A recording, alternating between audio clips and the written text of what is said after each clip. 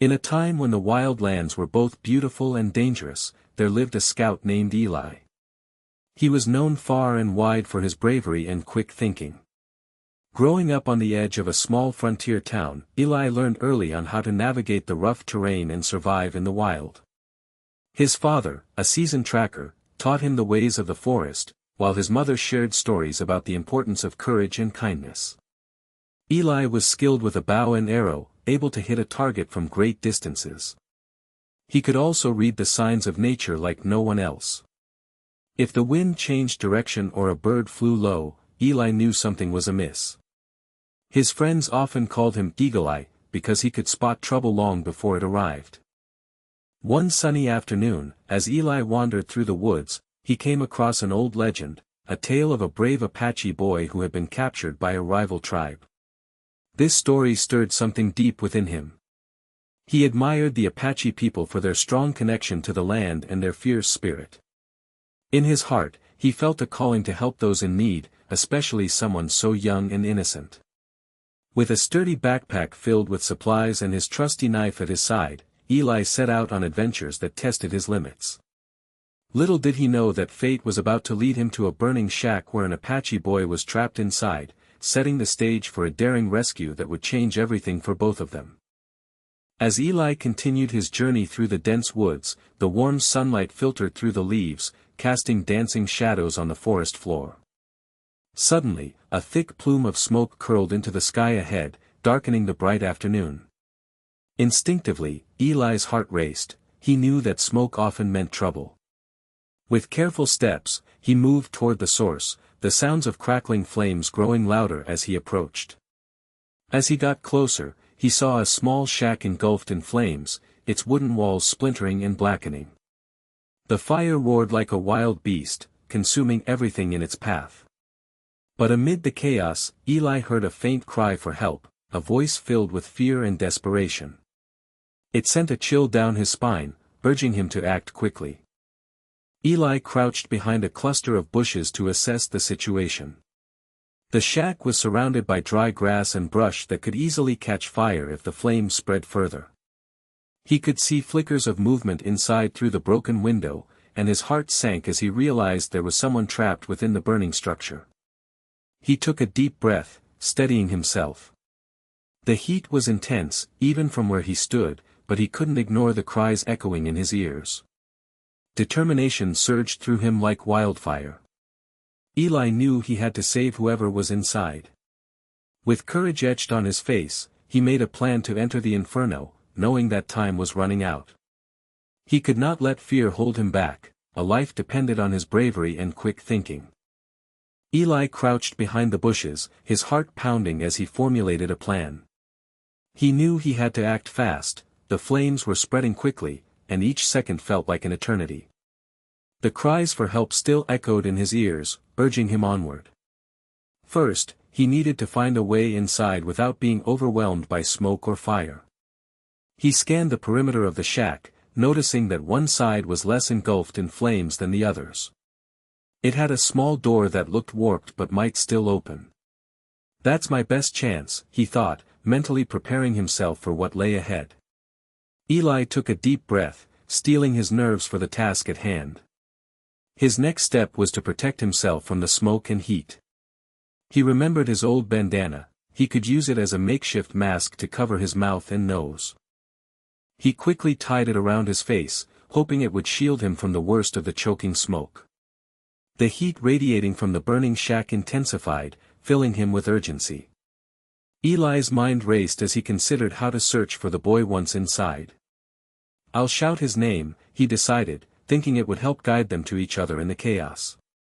If I can just reach him, the thought spurred him forward. With a final glance at the fire, whose crackles now mirrored his racing heartbeat, Eli sprang into action. He dashed toward the small door, ready to confront the flames and rescue the Apache boy trapped within.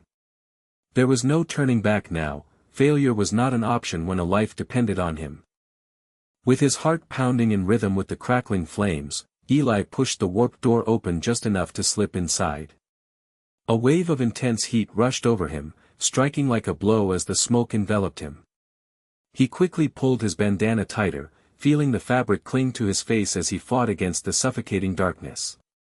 Inside, the air was thick and acrid, swirling around him as he stumbled forward.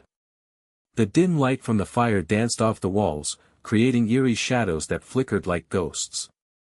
He could barely see anything, but the cries of the boy echoed louder, guiding him deeper into the chaos.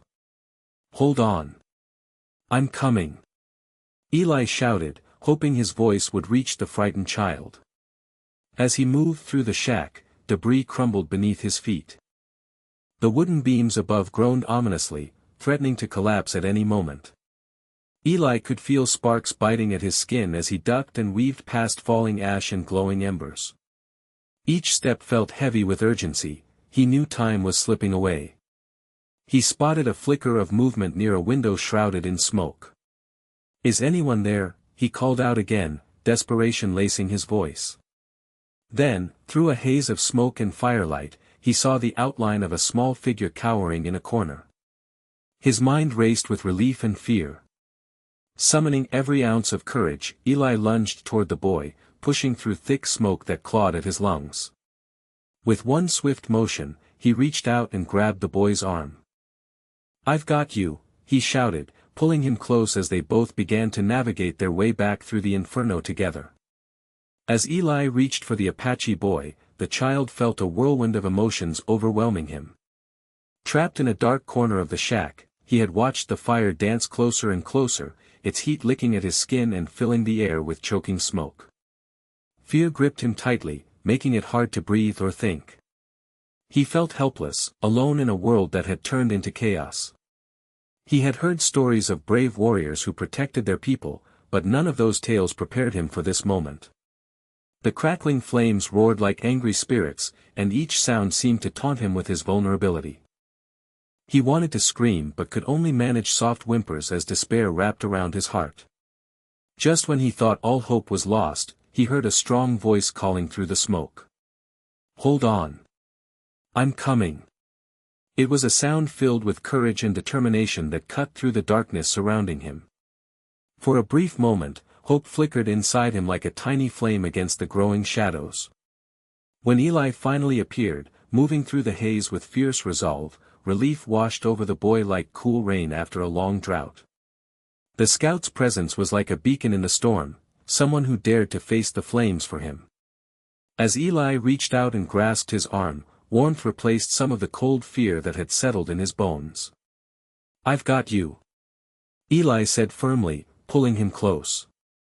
In that moment, as they clung to each other amidst the chaos, the Apache boy felt his fear begin to melt away. Perhaps he would not be alone anymore after all. Together they began their journey back through the inferno, a new bond formed in bravery and trust. With the boy's arm firmly in his grasp, Eli felt a surge of urgency. Flames danced menacingly around them, crackling like angry beasts, and heavy smoke clung to the air as they began their escape. "Just follow me," Eli shouted reassuringly, leading the way through the chaos. Navigating their way back through the narrow, smoldering confines of the shack felt like traversing a raging storm. The heat intensified with each step, and Eli could feel the boy tensing beside him.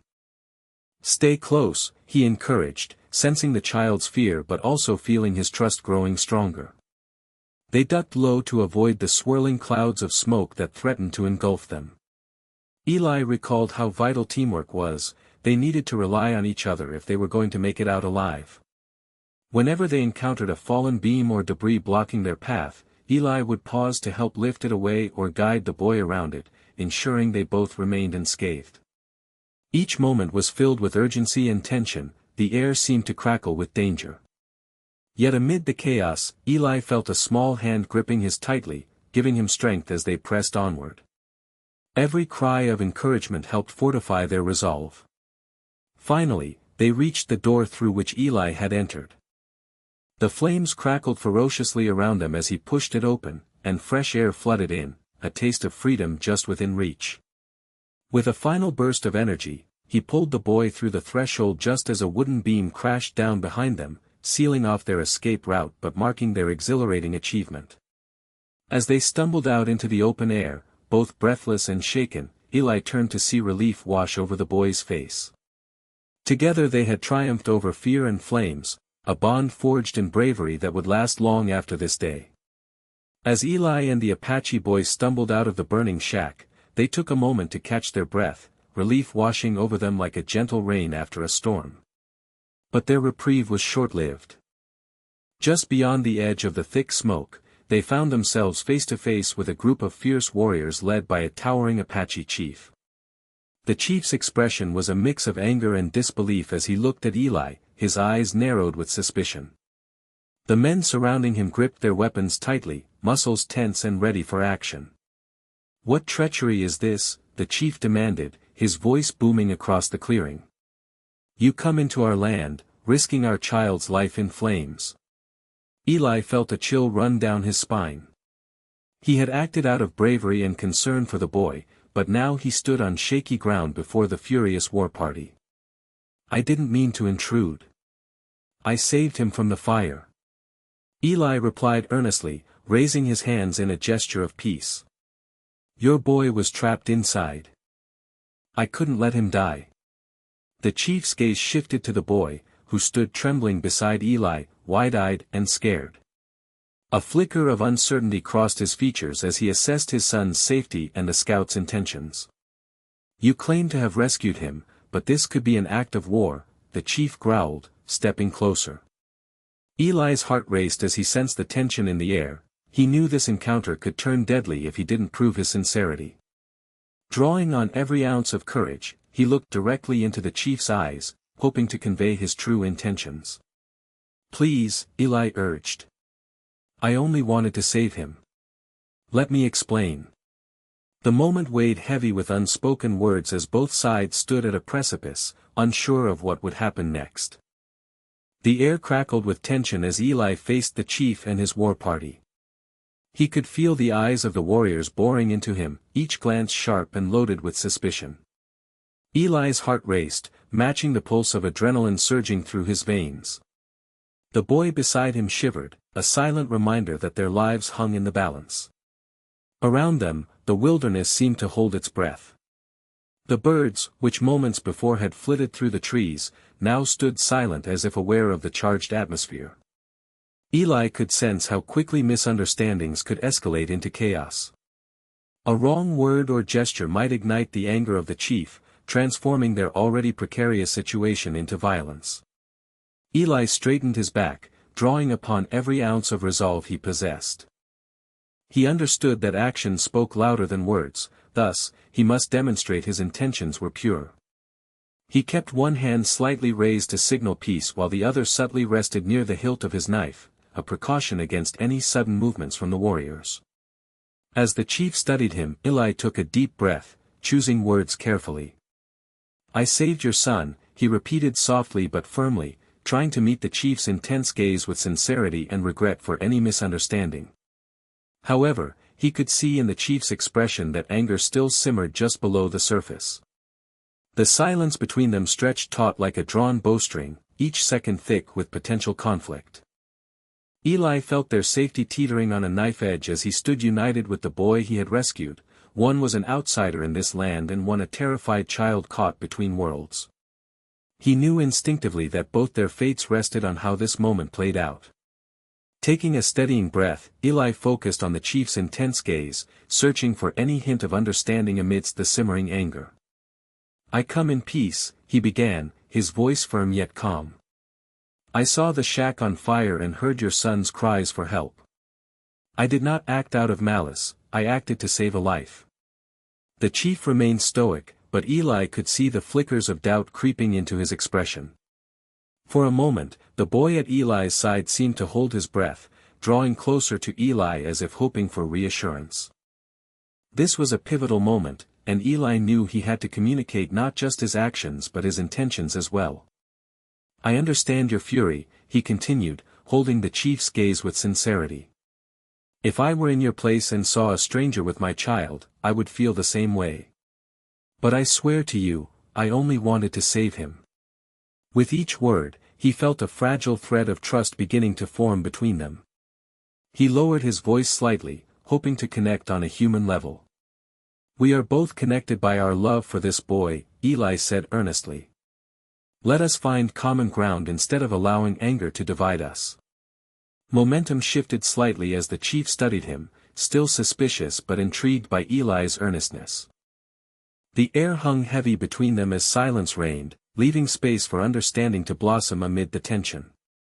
Action had brought Eli here, now words would determine whether they could bridge the gap of misunderstanding and perhaps even forge an alliance in this moment of peril.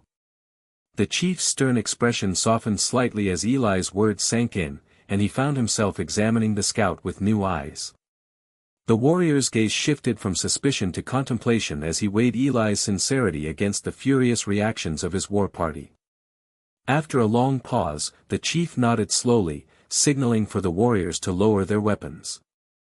It was a moment of recognition, a shared understanding of courage and sacrifice born from the heat of fire. Your actions saved my son, the chief said finally, his voice still deep but notably calmer. You acted when many would have stood back. The tension that hung heavy in the air began to dissipate, replaced by a burgeoning respect between them. Eli felt relief washing over him, but he also sensed an opportunity unfolding, an opportunity to forge an unexpected alliance. Thank you, he replied earnestly, his heart filled with gratitude.